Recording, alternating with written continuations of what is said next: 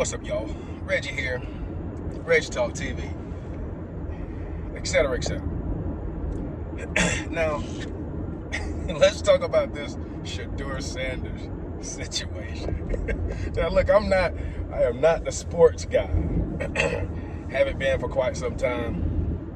Whatever, right? And before this gets started, or before anybody gets started, or the comments get going, or whatever, just to put this out there, because who knows how many people will even see this video.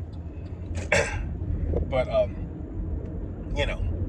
not jealous or whatever because I didn't go pro, because I've never wanted to play professional football. I mean, heck, I barely played football in high school. They had to come show up at my house and come get me and say, "Hey, you sure you don't want to play football?" Now, I did all right. Led to a partial scholarship at a Division II college, where I found out real quick what it's like playing with grown men. And think about this too. Think about how many people didn't even make it to the college level who might have CTE right now. It's just, if I had a son, I wouldn't want to play football. If they did, we'd have to have a conversation or three and whatever else. But anyway, I digress. And if you really wanna, F with me, talk about me not becoming a professional baseball pitcher. Because if anything, that's what I would want to do. As attested, a few people could probably attest to you by my hours of pitching against the wall in my backyard. I just started in baseball way too late, which was my teens. Which, if you're not really great, is way too late. At least back in the in the 80s.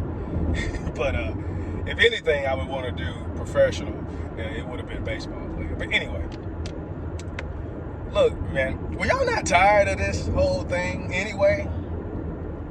Just all the rigmarole with Dion. And I was hating on Dion for doing. Y'all were hating on Dion for leaving this college and doing what he wanted to do. You were selfishly wanting him to do what you wanted him to do. So then he did that, which helped his son. And now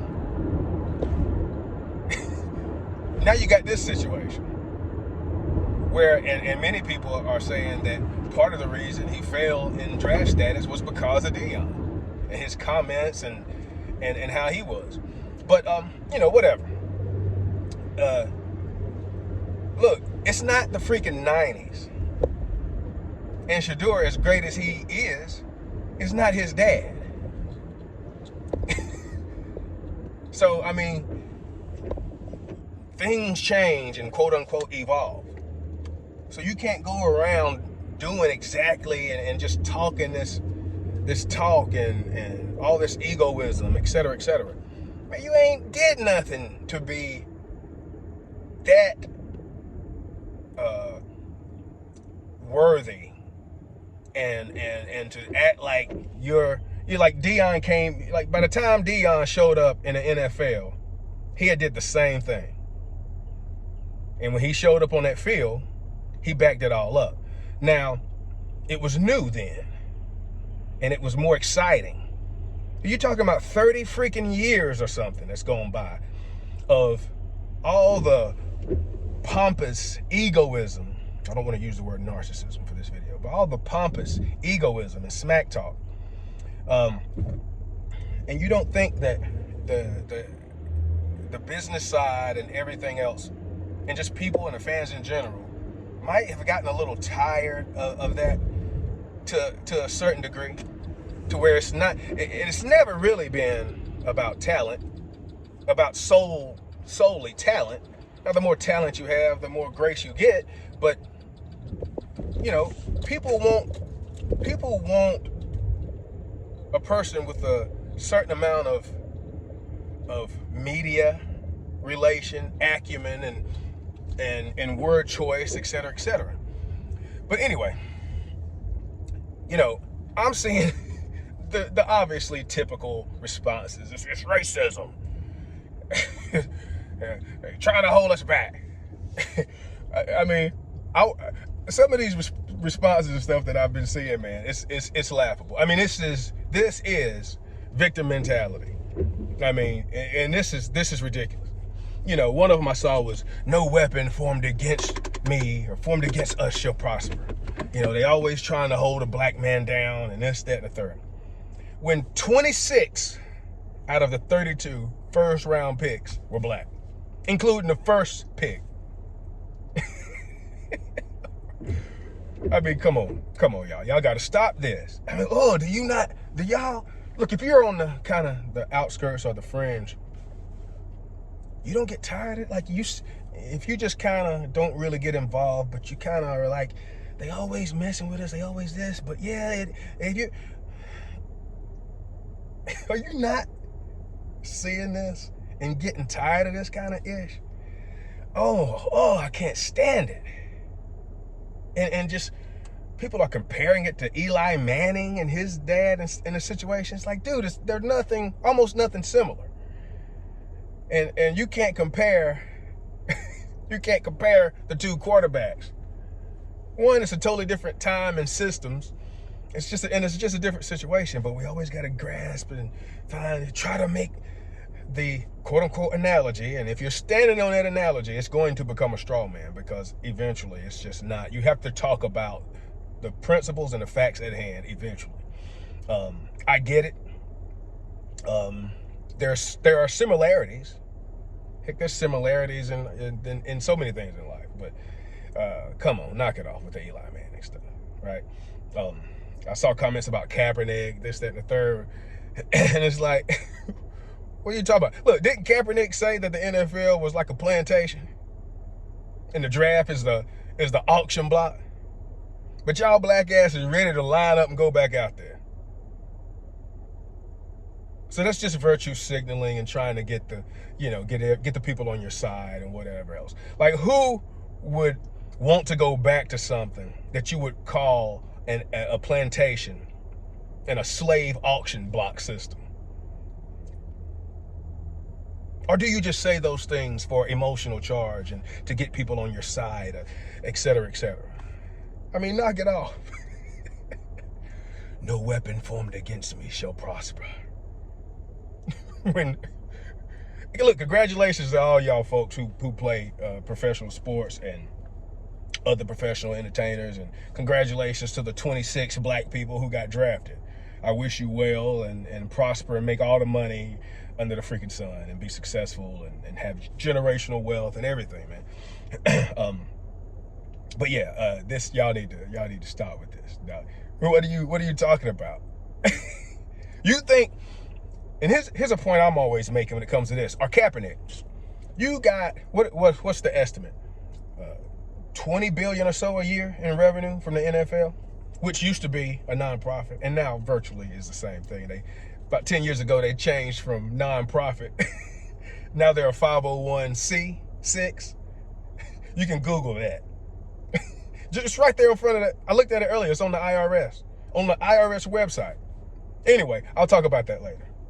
So, and look, another point I made, like, look, maybe they just had to humble him a little bit so he'll be easier to manipulate later when they need him to run some of these scripts in this semi-fake, pre-scripted entertainment league that y'all so caught up in. I don't know why y'all even watch half of this. I don't even really watch football anymore. Look, I'll keep saying it to the day I die. When Cam Newton didn't jump on that fumble, I knew what I was seeing. And it's been over ever since. I don't even hardly watch NFL football anymore. I used to watch college, and now you ruined it with the NIL crap. I don't even watch the stuff anymore. Here and there when I'm eating, especially maybe on a Sunday when I'm sitting down, having a little bit of nostalgia moment. Because I grew up watching football every Sunday with my dad until I was a little bit older. But every Sunday, eating them at homegrown, home-cooked meals. My mama made biscuits and cornbread every Sunday, fried chicken or something,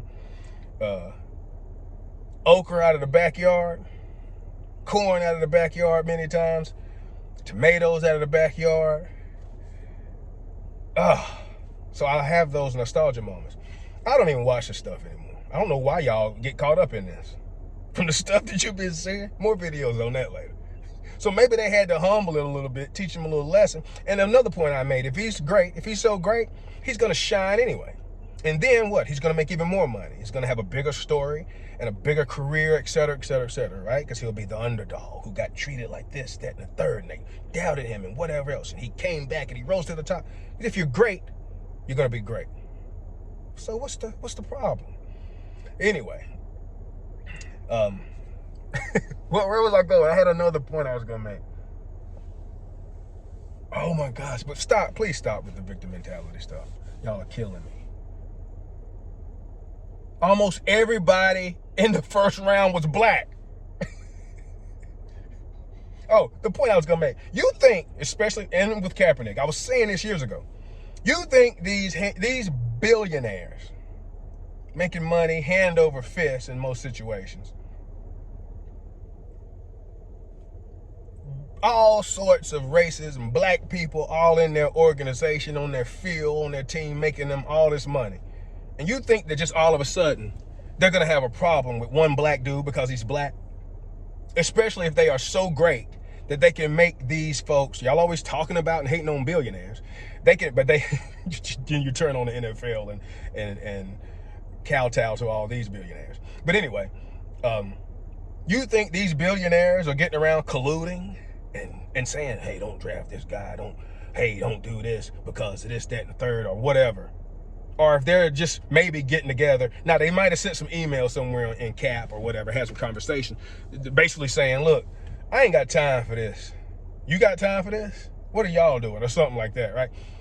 Because they can make their money. They can go get another quarterback. But you really think these billionaires making money hand over fist, you think they're really going to have a problem with you and not draft you or not sign another contract with you if they really thought that you would make a big difference to help them become even more successful, help potentially their dynasty or rebrand or rebuild their team to make them even more money? You think that even if they were racist, you think they wouldn't put that to the side? If you could really help their team win, you think they're not gonna hire you or sign you to a contract?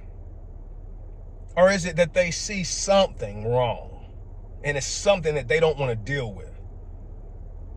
While they got plenty of other black people on their team, every team in the NFL, you think that it's just all racism if they don't want to deal with one.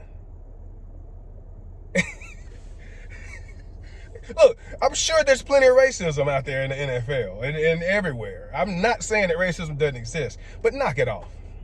Again, you worried about billionaires until you own the billionaires' social media platforms, saying and doing whatever the hell you want to. You don't like billionaires until you suck it up to them for their sports team or their music or whatever else. So make it make sense. You don't really have to make it make sense. I know the sense it makes. But anyway, please knock this victim mentality stuff off. What can you call me? Get your names. Look, you got plenty of black people. You have this one situation and it's emotionally charged and it's this, that, and the third and all this, you're in this group, you watch, this clip got 100,000 views and they always messing with us and they always trying to keep us down, but yet they just drafted a whole bunch of black people. I don't, it's one of them. You have the one of them that's controversial. And now the whole system is just racist, and it's back to the plantation. Anyway, please knock it off. But hey, this is victim mentality for you right here. This is it. This is it, man. Everything has to go our way, and we can't be criticized for any of our actions or behaviors or anything we might have ever said or done. And it's just everybody else's fault. Peace, love, and light. See y'all later. Let me know what I said that's not true about this video. Thanks for coming to my Red Talk.